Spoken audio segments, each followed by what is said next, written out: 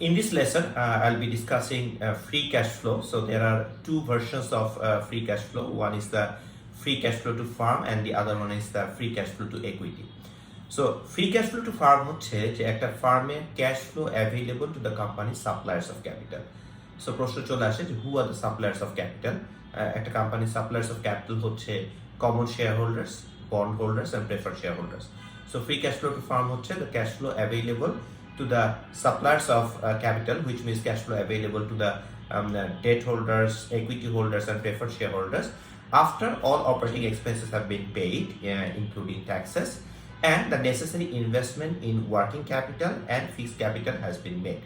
এর মানে হচ্ছে একটা কোম্পানি যখন অপারেট করে, সো তার একটা বিজনেস মডেল আছে, সেই বিজনেস মডেল অনুযায়ী তার একটা রেভিনিউ আছে। সো সেই রেভিনিউ থ্রুতে তার কাস্টমারদের কাছ থেকে যে ক্যাশ কালেকশনগুলো করে, সেই ক্যাশ কালেকশন থেকে তার রেগুলার যে day to day operating expenses like cost of goods sold এবং এমপ্লয়ীদের বেতন, কোম্পানির কারখানা ভাড়া, হেড অফিসের ভাড়া, বিভিন্ন জায়গার ভাড়া এবং আরও যে ধরনের অ্যাডমিন এবং সেলস জেনারেল অ্যাক্টিভিটিস, যত ধরনের অপারেটিং এক্সপেন্সেস আছে ইনক্লুডিং ট্যাক্সেস, এগুলো সবগুলো পে করার পরে যে ক্যাশ ফ্লোটা থাকছে সেটাকে আমরা বলছি অপারেটিং ক্যাশ ফ্লো।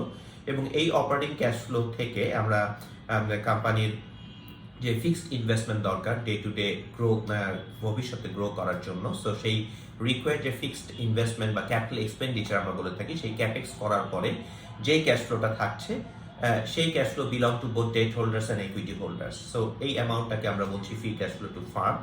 এবং এই free cash flow to firm থেকে আমরা যদি বন্ড হোল্ডারদের যে পোর্শন, অ্যাসিউমিং যে কোনো প্রেফার্ড শেয়ার হোল্ডার্স নয়, only there are two kinds of suppliers of capital, bond holders and equity holders. এখন বন্ড হোল্ডারদের যে ক্লেম লাইক রেগুলার যে ইন্টারেস্ট পেয়েবল এবং প্রিন্সিপাল রিপেমেন্ট, এগুলো যদি আমি বাদ দিই, which means the net borrowing part এবং প্রিন্সিপাল অ্যান্ড আমার ইন্টারেস্ট, এগুলো অ্যাডজাস্ট করার পরে যে ক্যাশ ফ্লোটা থাকছে, that cash flow belong to only the equity holders. এবং এই equity হোল্ডারদের বিলং টু যে ক্যাশ ফ্লো, এই ক্যাশ ফ্লোর পরিমাণ যত বেশি হবে, কোম্পানির ডিভিডেন্ড পে করার ক্ষমতা তত বাড়বে এবং কোম্পানির শেয়ার রিপারচেস করার ক্ষমতা তত বাড়বে। So it is the cash flow available to the common equity holders after all operating expenses, interest, principal repayments, taxes, and necessary investments for working capital, fixed capital pay করার পর যেটা থাকছে, that is called cash flow, free cash flow to equity.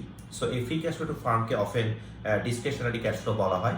তার কারণ হচ্ছে company has the discretion how the cash flow can be used. Company might want to repay its existing debt, অথবা company might want to give more dividends apart from regular dividend, আরো বেশি dividend, কোনো special dividend দেওয়ার পরিকল্পনা company করতে পারে। অথবা company যদি মনে করে যে ডিভিডেন্ড ইনক্রিজ করবে না, অনেক company might reluctant to increase the dividend, সেক্ষেত্রে তারা অফেন শেয়ার রিপারচেস করে থাকে। সো একটা ফার্মে free cash flow to farm and also free cash flow to equity যত বাড়বে, তত কোম্পানির free cash flow to farm বাড়লে কোম্পানির ভ্যালু বাড়ছে এবং free cash flow to equity যত বাড়ছে, কোম্পানির ইকুইটি মার্কেট ভ্যালু তত বেড়ে যাবে। So that's all about free cash flow to farm and free cash flow to equity. Thank you for watching the video.